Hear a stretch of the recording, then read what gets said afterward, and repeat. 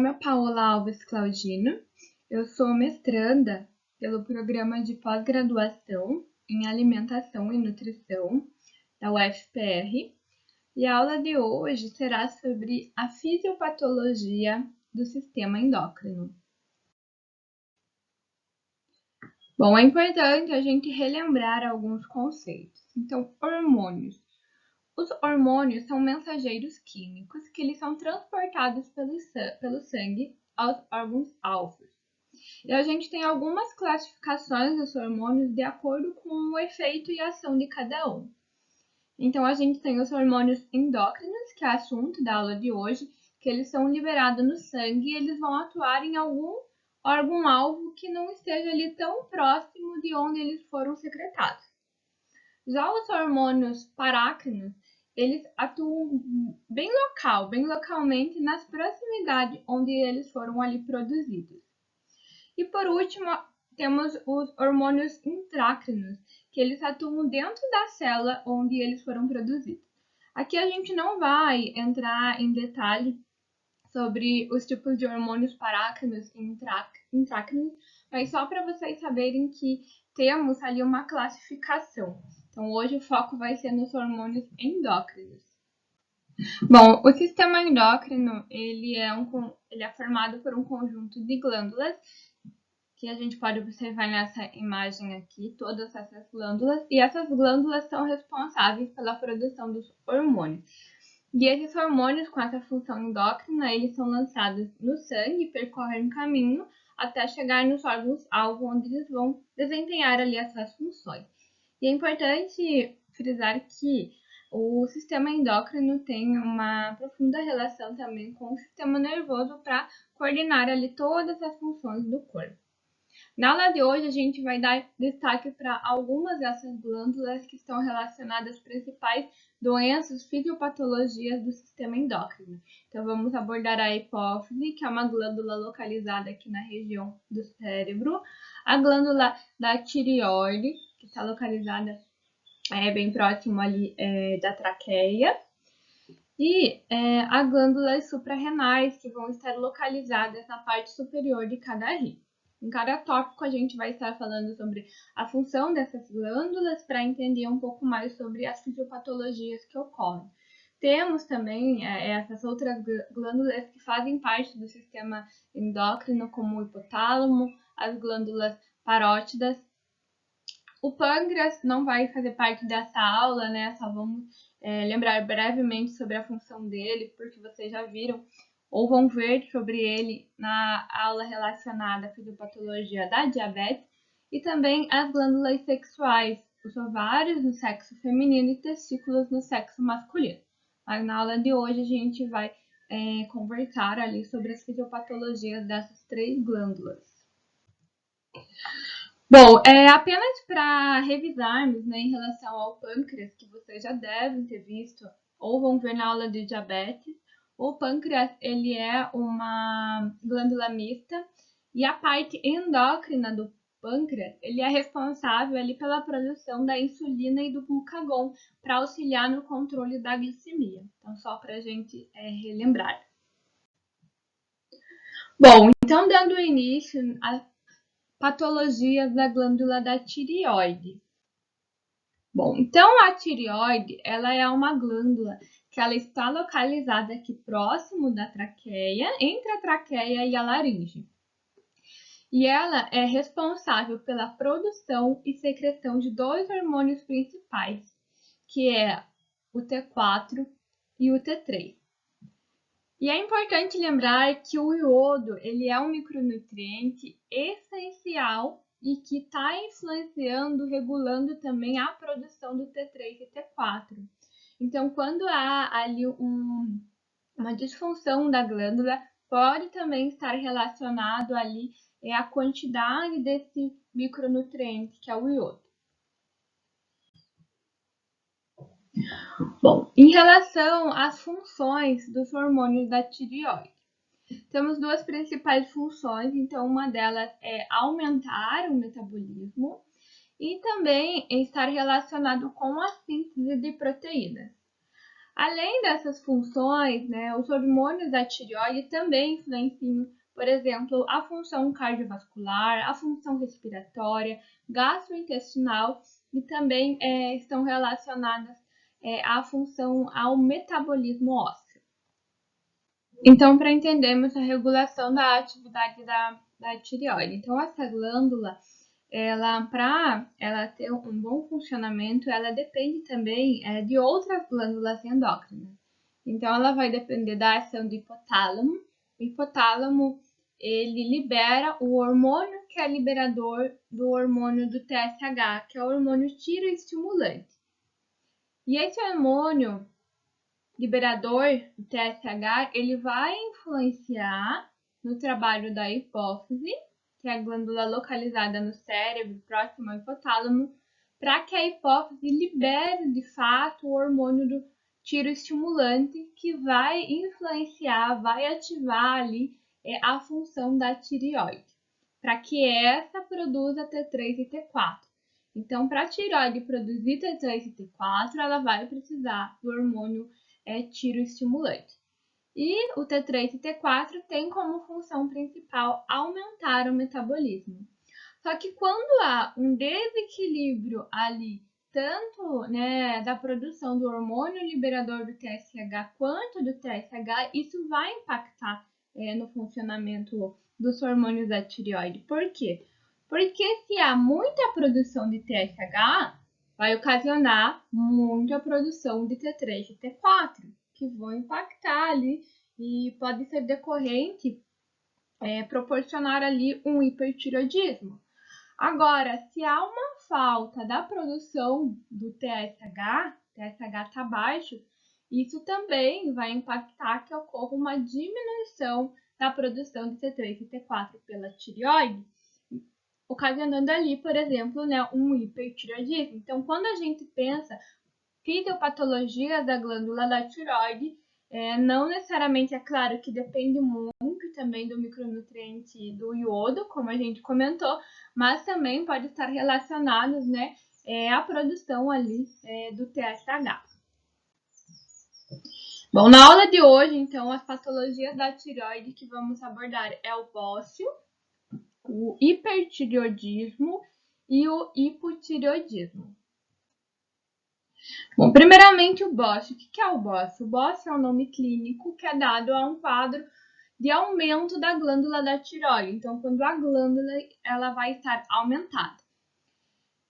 A gente tem duas classificações de bócio. A gente tem o bócio difuso não tóxico, que é conhecido como um bócio simples, e o bócio multinodular. Então, aqui na imagem, a gente observa primeiro o bócio no tamanho normal. O bócio difuso, que é o bócio simples, é quando há um aumento proporcional da glândula da tireoide nos dois lados. E o bócio multinodular é quando há presença ali de nódulos na região da glândula e há um aumento anormal da glândula, mais desproporcional em cada lado. Bom, então em relação ao bócio difuso não tóxico, que é o bócio simples, que quando há o aumento da glândula, mas não há presença de nódulos.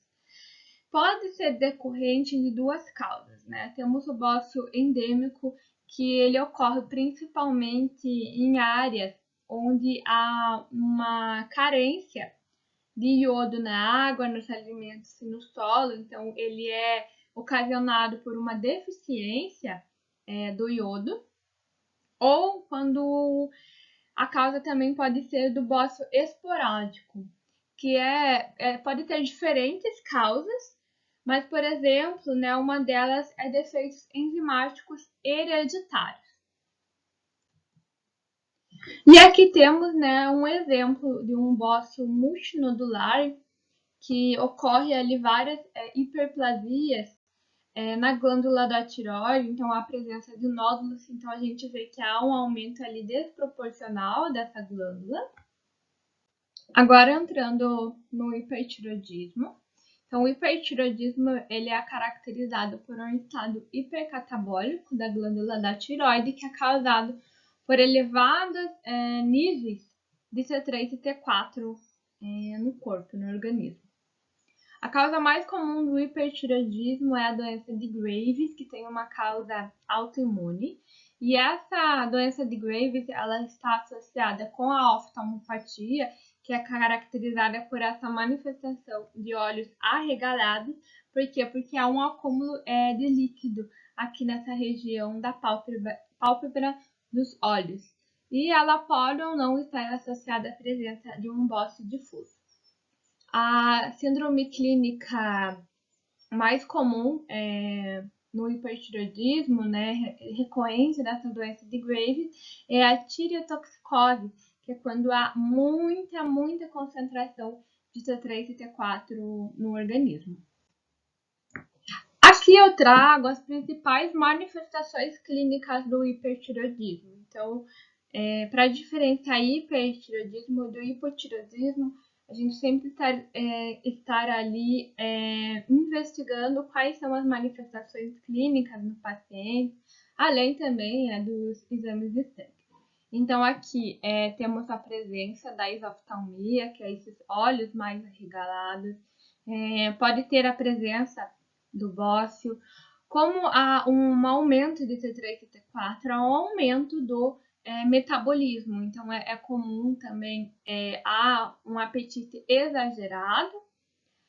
Embora esteja um apetite exagerado, devido a esse aumento do metabolismo, é bem recorrente um emagrecimento, o tremor, uma transpiração excessiva com uma intolerância ao calor, perda de massa muscular, presença de taquicardia, palpitações, um débito cardíaco aumentado, podendo também ter um risco de insuficiência cardíaca, cabelos mais finos, sintomas de nervosismo, inquietude, instabilidade emocional e insônia.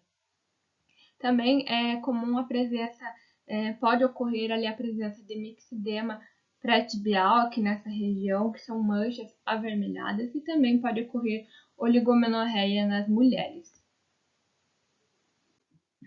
Bom, então o hipotireoidismo. Ao contrário do hipertireoidismo, no hipotireoidismo há uma baixa produção de T3 e T4, que é causado por qualquer desarranjo estrutural ou funcional da glândula da tireoide. O hipotireoidismo ele pode ser classificado como congênito ou como adquirido. No hipotireoidismo congênito, ele ocorre na infância, nas crianças. Agora, por exemplo, né, ele é mais frequente na infância, como eu falei. A causa mais comum é quando há defeitos ali na formação da glândula da tireoide durante o processo de embriogênese e pode ocasionar ali, quando é congênito o hipotireoidismo, um retardo mental na criança, no desenvolvimento. Já o hipotireoidismo adquirido, ele é mais comum ali após a primeira infância e na fase adulta, que é caracterizado por uma redução geral na velocidade dos processos metabólicos devido ali a uma baixa liberação ou produção dos hormônios T3 e T4, então levando ali a uma redução do metabolismo. A causa mais comum é a tireoidite de Hashimoto, que também tem uma causa autoimune, é uma doença autoimune, é a causa principal do bócio, então desse aumento da glândula da tireoide, e ela acomete predominantemente mais mulheres do que homens.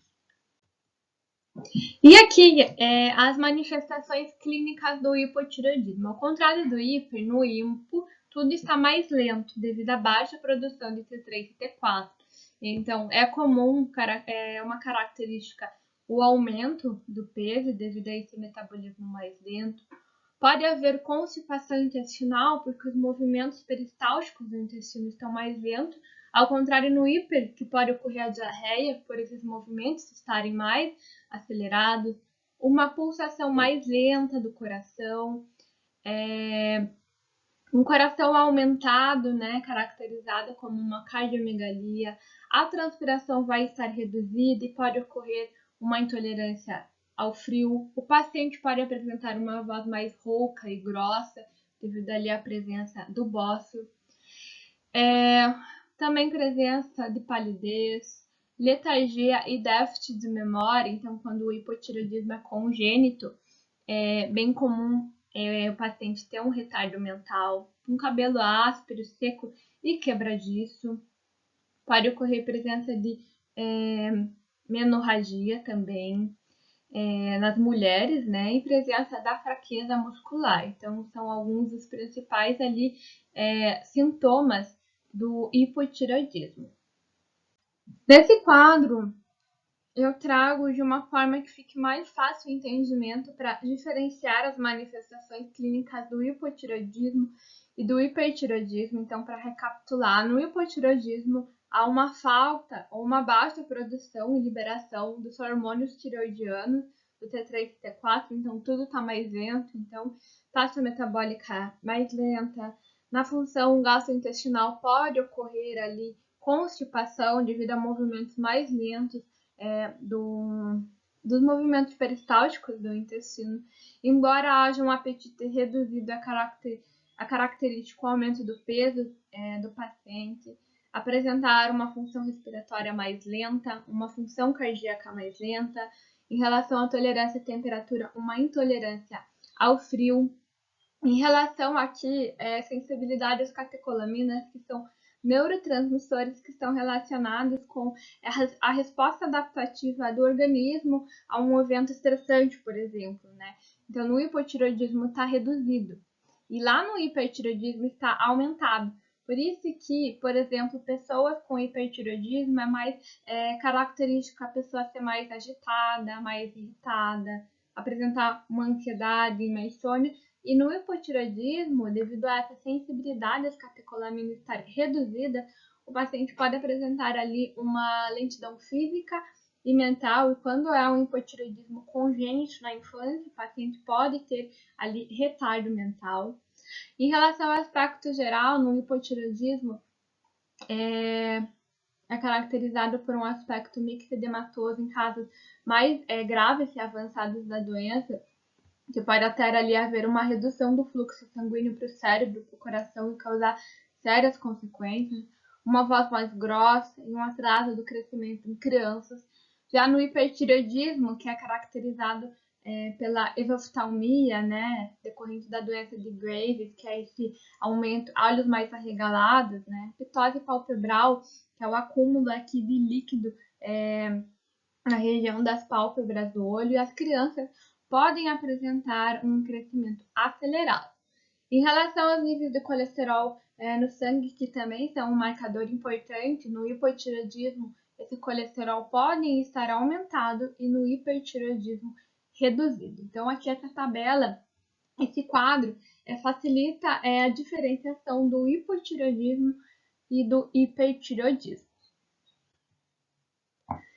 Então, entrando agora para as patologias da glândula da hipófise. Então, a hipófise ela é conhecida como uma glândula mestra, porque ela também tem como função regular ali o funcionamento de outras glândulas endócrinas, e também conhecida como glândula pituitária. O formato dela se assemelha a um grão de ervilha e ela fica presente, ela está presente ali na região do cérebro, bem próximo ali ao hipotálamo. Nessa ilustração, representa bem a importância da hipófise como uma glândula mestra. Então, a hipófise é uma glândula localizada no cérebro, bem próximo do hipotálamo, e ela é dividida em hipófise anterior e posterior. E ela é considerada uma glândula mestra porque ela libera hormônios que vão influenciar o trabalho de outras glândulas para que essas outras glândulas produzam os seus hormônios. Então, quando há alguma disfunção na glândula da tireoide, na glândula suprarrenal, por exemplo, pode ser que o problema não esteja totalmente naquela glândula, mas que haja alguma alteração no funcionamento da própria hipófise. Então, a hipófise anterior, ela é responsável pela produção do hormônio do crescimento, do GH, que está relacionado ao crescimento de ossos, músculos e órgãos. ela libera, secreta a prolactina, que é o hormônio que está relacionado com a produção do leite materno. Ela vai liberar hormônios que influenciam no trabalho das glândulas sexuais, na liberação ali de estrogênio, progesterona e de testosterona. Então, ela produz ali o hormônio luteinizante, o fólico estimulante, que estimula essas glândulas aqui. Também responsável pela secreção do hormônio adrenocorticotrófico, que influencia o trabalho do córtex adrenal em produzir hormônios corticais, como o cortisol e a aldosterona.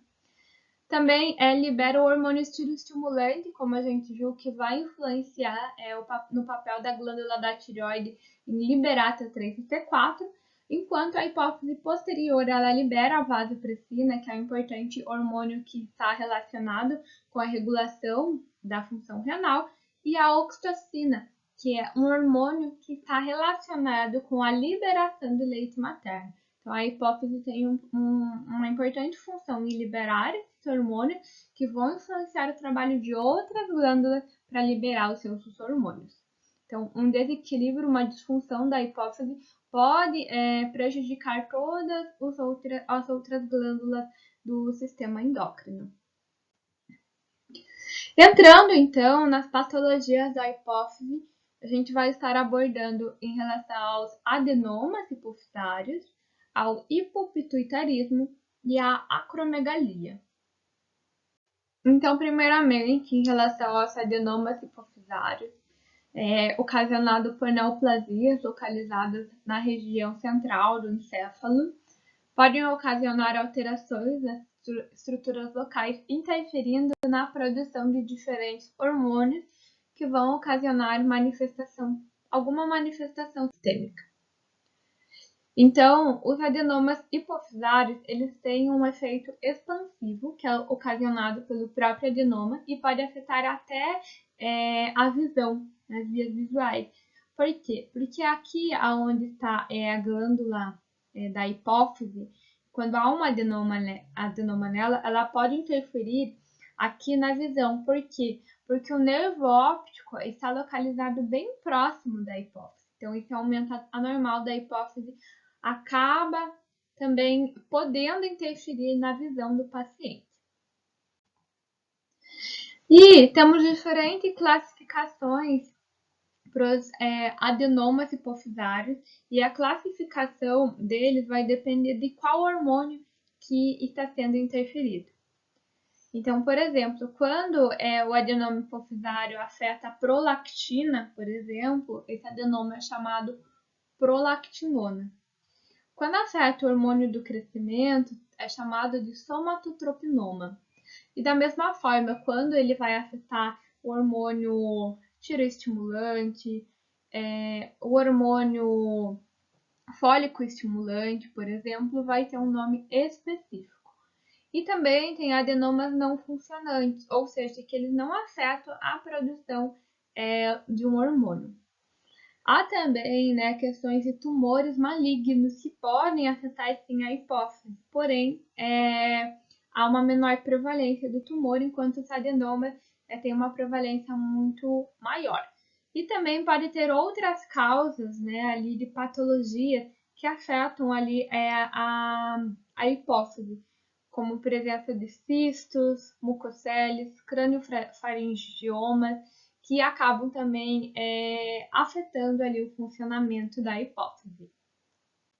Em relação ao hipopituitarismo, então ele é caracterizado por uma redução da secreção dos hormônios da hipófise, e há uma sequência característica dessa redução. Então, em fases iniciais do hipopituitarismo, há uma redução do hormônio do crescimento, posteriormente uma redução do hormônio luteinizante, com uma redução do hormônio fólico estimulante, aí vem a redução do hormônio tiroestimulante e por último uma redução do hormônio adrenocorticotrófico. E as principais causas do hipopituitarismo podem ser causas congênitas, que vêm ali do período da primeira infância, ou resultantes de várias outras anormalidades. Por exemplo, a presença de tumores ou de adenomas na hipófise, infecções, infartos hipofisários, doenças genéticas ou distúrbios no próprio hipotálamo, que vai afetar o trabalho da hipófise.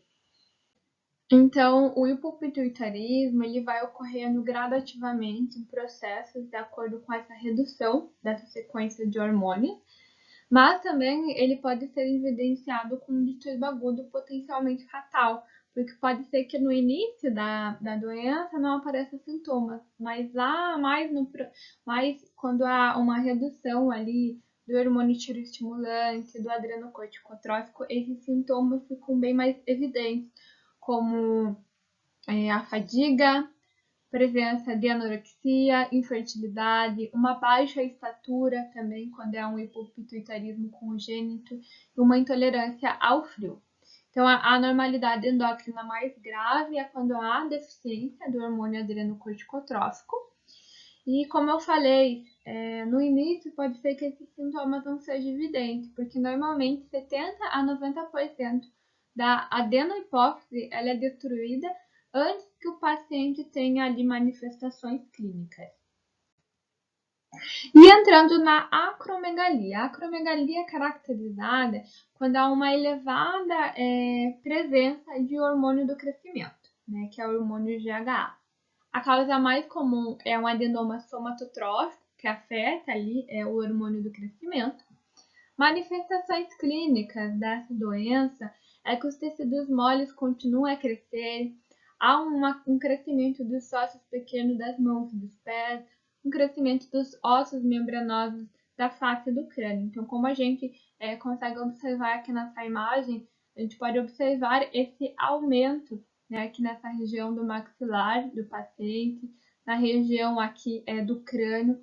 Então, há esse aumento anormal. Então, aqui outras manifestações clínicas importantes da acromegalia, então é esse adenoma somatotrófico da hipófise que afeta essa produção do hormônio do crescimento, então há muito hormônio do crescimento. Essas faces acromegálica, né, então esse aumento da face, pode ser que o paciente tenha um BOSS, mas não é uma regra ele ter, né, pode ser alguns pacientes têm acromegalia e não apresenta o BOSS. A cardiomegalia, que é um aumento anormal do coração. Pode ocorrer uma tolerância anormal à glicose secundária, gerando uma resistência à insulina.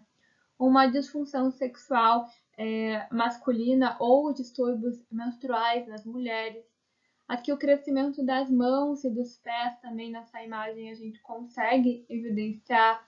Pode ser risco de desenvolver uma artrite, por exemplo. Então, são esses sintomas bem, manifestações clínicas bem característicos da acromegalia, quando tem esse aumento na produção e liberação do hormônio do crescimento. E agora, né, na última parte da nossa aula de hoje, a gente entra nas patologias da glândula suprarrenal. Então, a suprarrenal, elas estão localizadas na parte superior de cada rim. Então, temos duas glândulas suprarrenais. E essa glândula suprarrenal, ela é formada por duas partes. Então, nós temos uma camada mais externa, que é o córtex, e a camada mais interna, que é a medula. E a patologia da suprarrenal, que é uma das principais patologias que a gente vê na prática clínica, que vamos abordar aqui na aula de hoje, é a síndrome de Cushing. Claro que há outras patologias relacionadas à glândula da suprarrenal, mas hoje a gente vai abordar especificamente essa. Então, a síndrome de Cushing ela é caracterizada quando há uma produção excessiva de cortisol, que é resultado de um aumento na produção de hormônio adrenocorticotrófico, que é o FSH, que é responsável pela liberação do cortisol. A causa mais comum dessa síndrome é a estimulação hormonal extrínseca e excessiva do córtex suprarrenal por algum tumor da adenohipófise ou também devido à presença ali de um adenoma na hipófise. O uso exógeno de cortisol também está relacionado com a síndrome de Cushing, principalmente devido ao uso de corticoides, que é muito usado para o tratamento de asma, esclerose múltipla, lúpus e artrite reumatoide, por exemplo. E as principais manifestações clínicas da síndrome de Cushing é a deposição típica de gordura, então a gente observa a presença de um abdômen pendular, estrias abdominais devido à presença de um distúrbio no metabolismo da gordura, gerando essas manifestações clínicas. Também é comum o paciente apresentar aumento dos pelos faciais, então aqui nessa imagem anterior que a gente viu, também a gente vê o paciente, né, com aumento de pelos nessa região, a presença de faces de lua, como vocês conseguem ver aqui, aumento de gordura aqui na região da clavícula, bem conhecido como corcova de búfalo. O paciente pode apresentar transtornos emocionais, é um risco de osteoporose, porque ali o aumento do cortisol acaba interferindo também ali no metabolismo do cálcio, a dificuldade na cicatrização de feridas, presença de esquimoses, que são essas manchas mais roxas assim na pele, uma hipertrofia cardíaca, né? Então, um risco de hipertensão. Então, essas são as principais manifestações clínicas da síndrome de Cushing, que é resultado aí desse aumento de cortisol no sangue. Então, o assunto da aula de hoje seria isso. A gente vai dar continuidade nessa aula falando sobre a terapia nutricional nessas principais doenças do sistema endócrino, e eu deixo aqui as referências que foram utilizadas nessa aula.